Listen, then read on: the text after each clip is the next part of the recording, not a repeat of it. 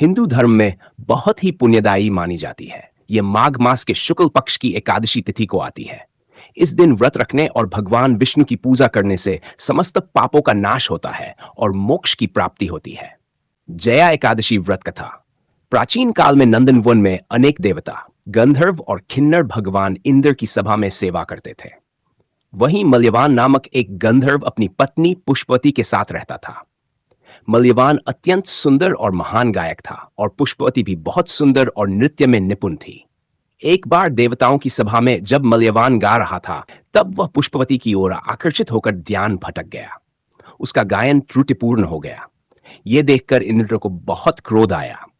उन्होंने उसे और उसकी पत्नी पुष्पवती को शाप दे दिया कि वे स्वर्ग से गिरकर मृत्युलोक में राक्षस रूप में जन्म लेंगे।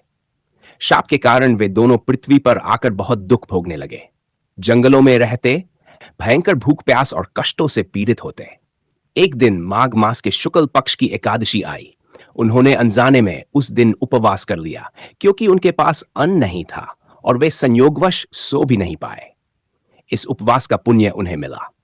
अगले दिन द्वादशी को जब उन्होंने थोड़ा जल पिया, तो उनका राक्षस रूप समाप्त हो गया और वे पुनः अपने दिव्य स्वरूप में आ गए। भगवान विष्णु की कृपा से उन्हें स्वर्ग प्राप्त हुआ। व्रत का महत्व। जया एकादशी के व्रत से भूत प्रेत बाधा, पाप और शाप से मुक्ति मिलती है। यह व्रत मोक्षदायिनी है और पुण्य देने वाली मानी जाती है। भगवान विष्णु की पूजा, व्रत और रात्रि जागरण करने से विशेष फल प्राप्त होता है।